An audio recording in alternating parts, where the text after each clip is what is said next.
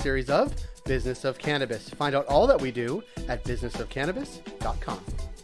Coming up on BFC Live, no stranger to the Canadian cannabis scene, Jeannette VanderMarel, who is now a director at Goldcann, which is based in Mexico. We wanted to connect with her about that role, about the company, and where the Mexican landscape is headed as it relates to cannabis. This is Jeannette VanderMarel.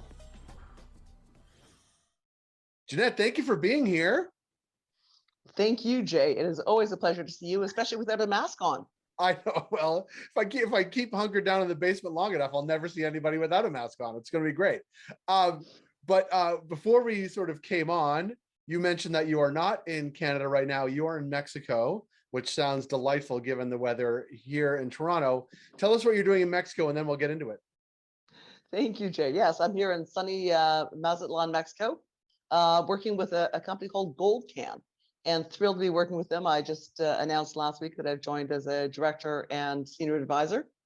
And Goldcann is a Mexican company partnered with Canadians that is focused on producing great cannabis health and wellness products in Mexico for Mexican people, and focusing on price and quality. But the number one principle of the company and why I love it so much is ESG. And it's, I love that it's a Mexican company partnering with Canadians to do really good work in Mexico. It's almost like we are skipping over the country in between, which is, I think, a good move at this point, because every day there's like, it's happening, there's bipartisan support, it's not happening, which I guess is the American way. It's just not the way that sort of cannabis has happened here in Canada, or really the way it seems cannabis is happening in Mexico. Talk a little bit about that. It doesn't matter that the US is dragging its feet or, dancing all over the place. We've all watched the United States for a number of years, and certainly things seem to be progressing. But I think that things are moving quicker here in Mexico, and maybe that will provide an impetus for the United States, having Canada and Mexico getting their stuff together, that maybe the United States will get there. There's always hope, I guess. There's hope. So in Mexico currently, in January of 2021, medical cannabis use was legalized, which is great.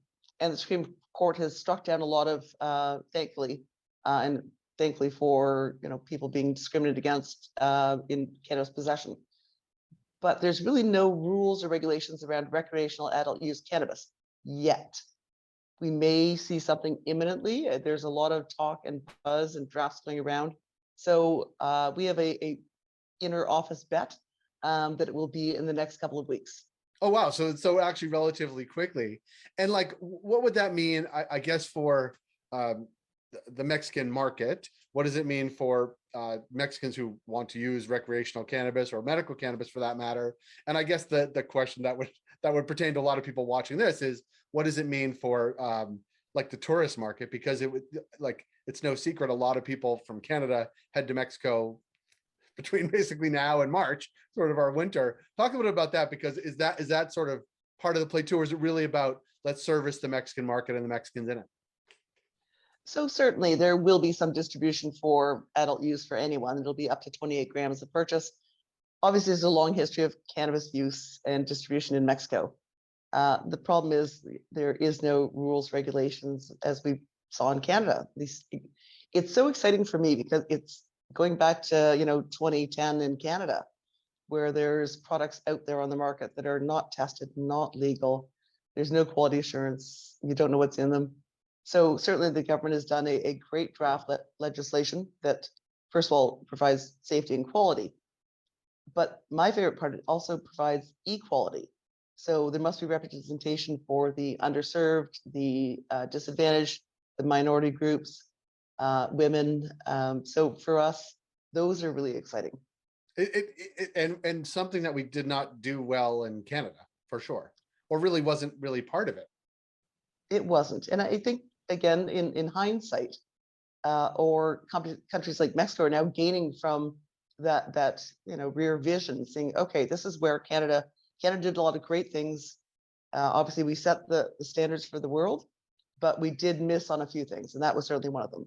Yeah, I want to go to that point because obviously Goldcann wants to bring you in because you have experience in this market here, and like, does the rest of the world, or sort of your Mexican counterparts, look at Canadians like you as, I don't mean this and pejoratively, but like as the elder statesman, like you've been through it, you have experience, like you've felt the blows of like doing this over and over again. Like, is that sort of the expertise you bring to it? Like sort of a patience, but also a perspective and a longer term view?